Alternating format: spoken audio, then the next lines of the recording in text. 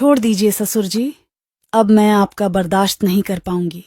बहुत दर्द हो रहा है। बस करिए जितना मर्जी हो, आराम आराम से करिए।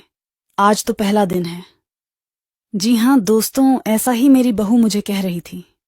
आज मैं आपको पूरी कहानी बताने जा रहा हूँ। मैंने कोई जबरदस्ती नहीं की थी और ना ही मैंने खुद से ही ऐसा कुछ किया, हालत ऐसा बना दिया था। मेरी बहू ने मुझे यह सब करना पड़ा। मेरा नाम श्यामलाल है। मेरी पत्नी का देहांत कई साल पहले हो गया था। मेरा एक बेटा है जिसकी शादी मैंने जल्द ही कर दी, ताकि घर में एक औरत आ जाए। घर में एक औरत का रहना कितना जरूरी है, इस वजह से मैंने अपनी बेटी की शादी नीलम से कर दी। को मैंने पसंद इसलिए किया था क्योंकि वह बहुत ही खूबसूरत और अच्छे खानदान से थी। मुझे ऐसी ही बहू चाहिए थी जो नीलम के रूप में मेरे घर में आ गई। मेरा बेटा पुलिस शादी के 1 महीना पहले छुट्टी लेकर आया हुआ था। शादी में ज्यादा मेहमान नहीं आए थे, जो कि यह शादी कोर्ट मैरिज थी, तो सबको मैंने एक होटल में बुलाया था। कोर्ट के बाद सीधे दूल्हा दुल्हन होटल आ गए थे। वहीं पर शादी होकर फिर मेहमान विदा हो गए। दूसरे दिन हम लोग सब अपने घर आ गए। मैं भी अपने बेटे की शादी के लिए फूल माला वाले को बुलवाया था। उसका पेड़ अच्छे से सजा दे, ऐसे ही हुआ मैंने कोई का। सर नहीं छोड़ी थी। अपने बेटे की खुशियों के लिए घर में मैं अकेला ही था। मैं जल्दी से ही सोने चला गया, क्योंकि मुझे पता था कि आज का दिन मेरे बेटे बहू के लिए खास मुझे अच्छा नहीं लगा कि मैं देर रात तक जागता रहूं। पर मेरे बेटे बहू की प्राइवेसी में खलल पड़े। रात को अचानक नींद खुली तो मेरे बेटे और बहू में लड़ाई हो रही थी। मैं हैरान हो गया। शादी के पहले ही दिन लड़ाई में बीच बचाव नहीं करने गया। मुझे लगा खुद है, ये दोनों अपने आप को ठीक कर लेंगे, पर ऐसा नहीं हुआ।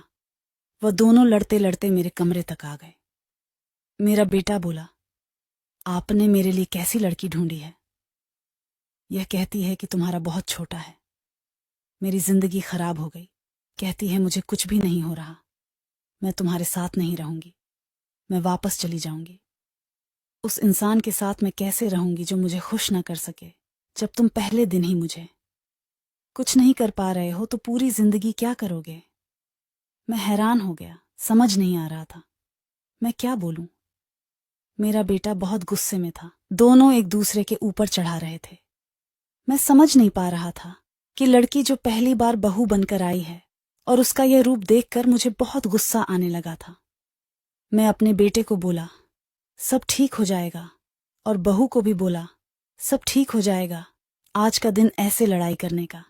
तुम दोनों एक दूसरे के लिए नए हो, किस वजह से ऐसी दिक्कत हो रही है? आगे जाकर शायद ऐसी दिक्कत नहीं होगी।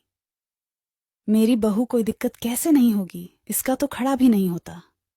मैं अपने बेटे को पूछा, क्या बात है बेटा? उसने बोला, पापा मानता हूं, मुझे अभी दिक्कत है। पुलिस की ट्रेनिंग में चोट लग गई थी, इस वजह से अभी दिक्कत हो रही। बोला है कुछ दिनों में ठीक हो जाएगा। इतना सुनते ही मेरी बहू और भी ज्यादा आग बबूला हो गई और बोली, जब तेरे में दम नहीं था तो मेरे साथ तुमने शादी क्यों किया? इतना सुनते मेरा बेटा तुरंत ही घर छोड़कर चला गया। मुझे लगा कि मेरा एक ही बेटा था, वह भी मुझे छोड़कर चला गया है। मैं बहुत गुस्से में हो गया। जाकर मैंने बंद किया। वापस आकर देखा तो बहू बेड पर बैठी हुई थी। मैं गुस्से में लाल था तो मैं उसको जाकर डालते हुए बोला, क्यों तेरे में इतनी गर्मी है? वह बोली, तो क्या करोगे तुम, सही करोगे? इतना सुनते ही मैंने कहा, हाँ मैं भी देखता हूं तुम्हारे अंदर कितनी गर्मी है।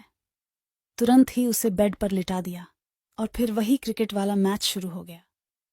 सुबह जब मेरा बेटा घर आया तो सब कुछ बदला बदला सा हो गया था।